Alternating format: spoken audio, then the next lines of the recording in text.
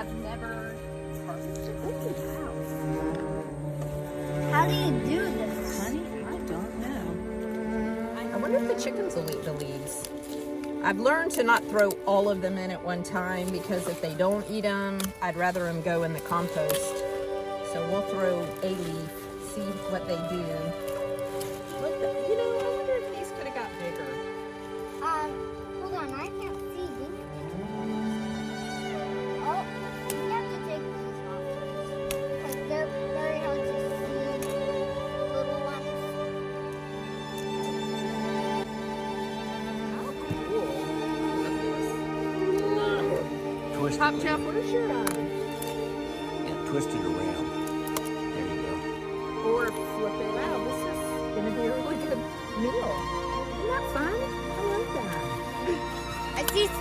Yeah.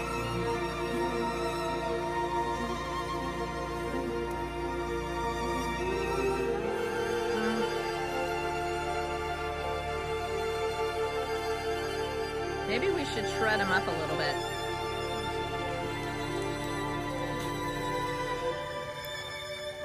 They kind of want them. They're eating them.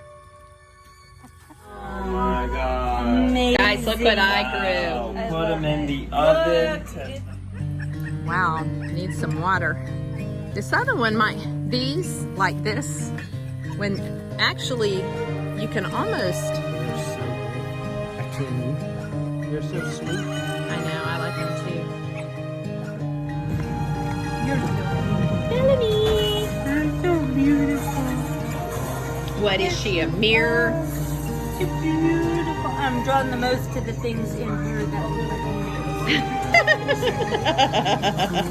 That is real. I'm biologically drawn to her face because it looks like my face. Should have just named her Annabelle. I Is that got so a malt close. egg? Yeah. Second pass in their hallway.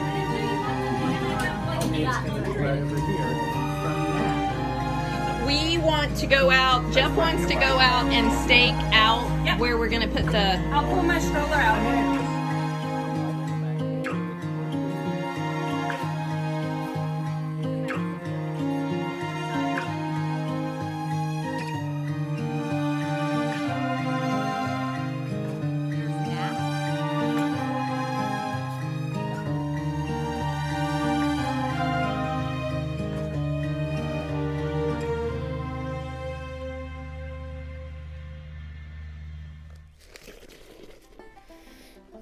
good morning.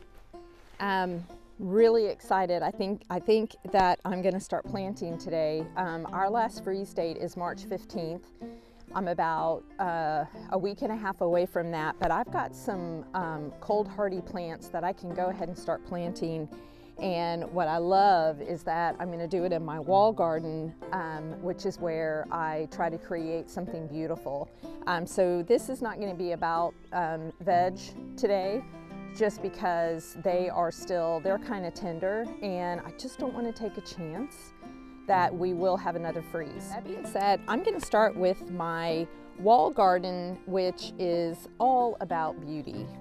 I have these plants that are in the salvia family, and they are quite beautiful. They are hardy because they did withstand the hard freeze that we had. A lot of things did not.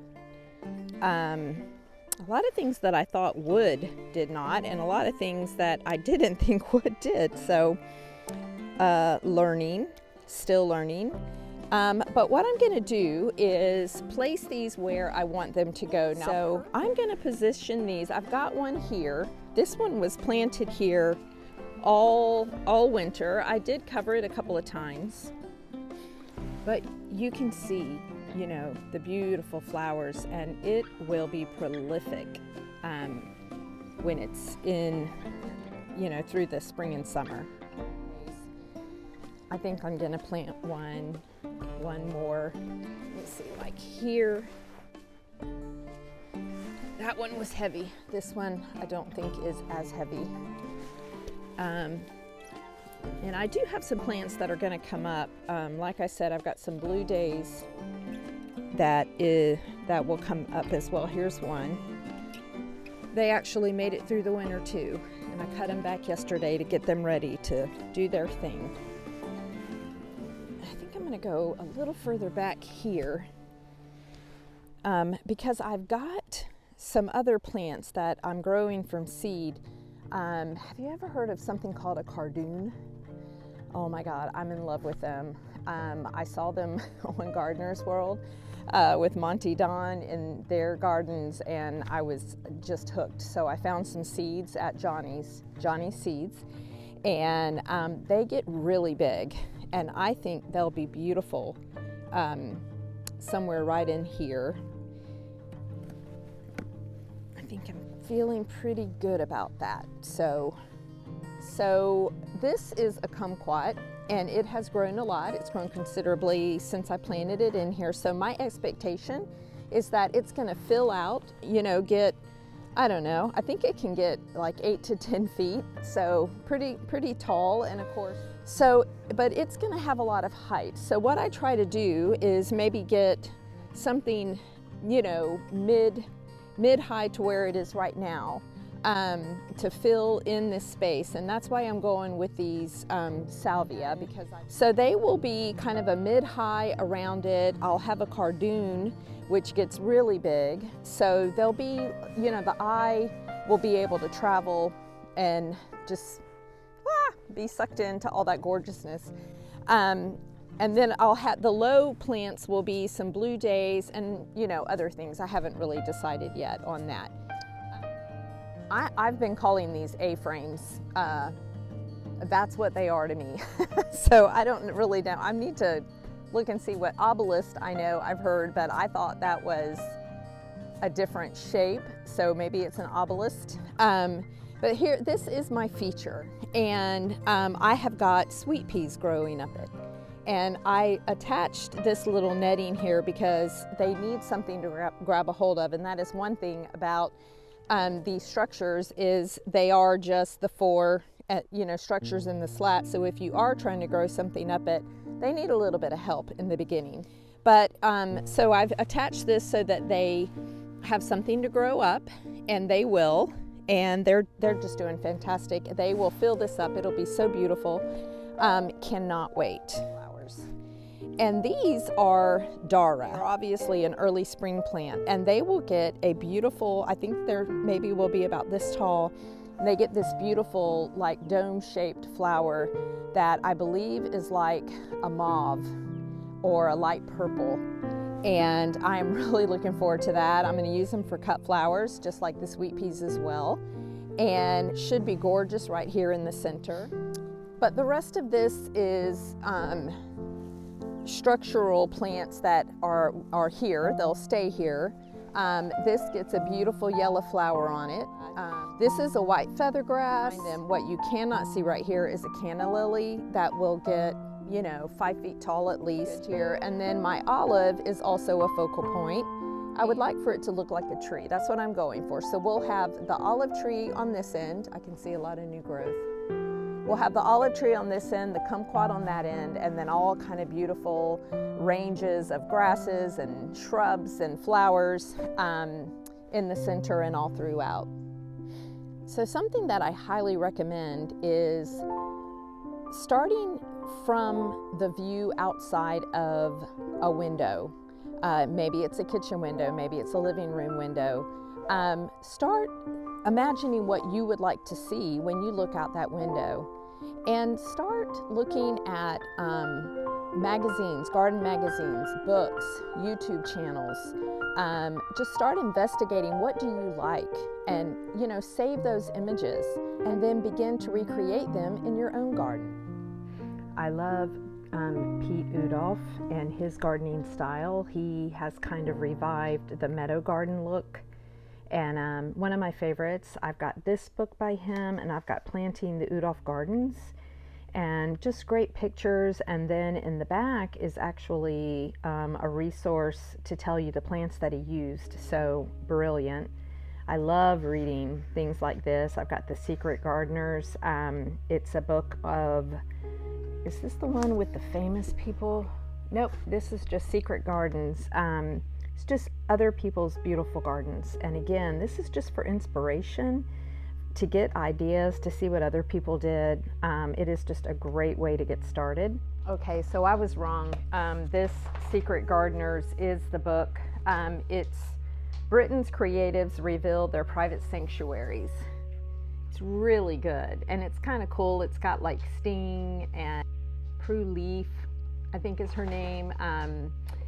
Just a lot of really Ozzy Osbourne, but they're beautiful, beautiful gardens. I think I probably have a little bit of a affinity to, I think I really like the British gardens. This right here was how it all got started for me.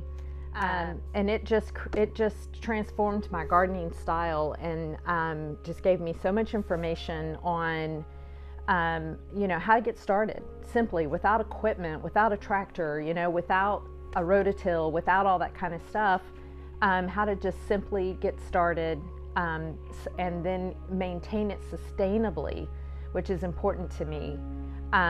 So this was the book I started with, and it's very simple. It's an easy read, but any permaculture, there is so much on YouTube now and other books that you really could very easily find what's going to work for you and whatever size garden that you have and whatever your goal is. And that is something that today I'm going to cut up my potatoes that I'm planning to plant. They have been shitting for about, I don't know, 3 weeks now. And what that is you set them in a sunny spot and they start to produce these little green eyes on them. And then you cut them up where you include like one of the green eyes, and that's what you plant to get more potatoes. Let me see. I guess you can't always hang on to every eye. But possibly, you know, you can do good enough. There we go. Out of that one potato, I now have 3 plants. That's super cool.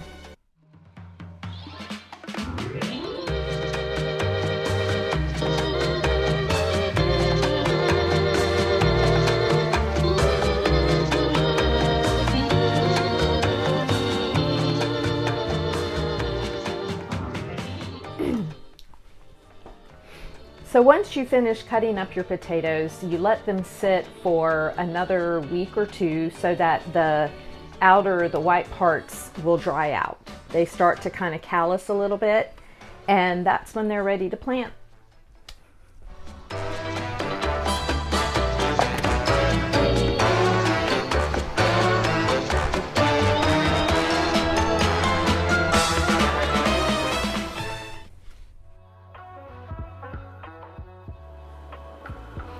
As things often go on a homestead, we didn't get to build the raised beds that I needed for my potatoes this weekend because a load of dirt that I ordered had not been delivered yet.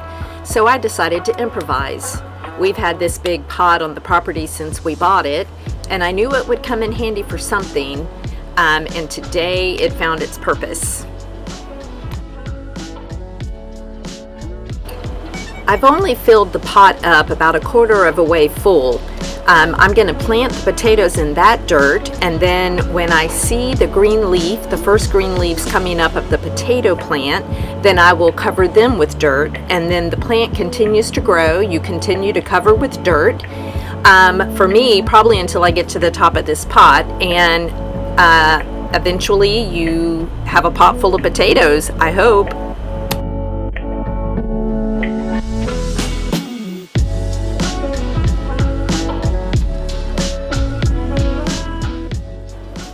A few potatoes left over, so I decided to get even more creative and use this worn out trash can to plant some potatoes in it.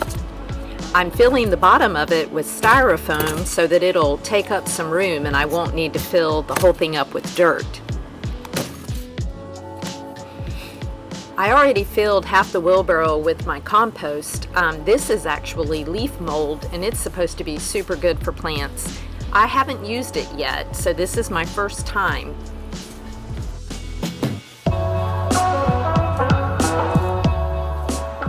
I know the earthworms love it, so that's got to be a good sign.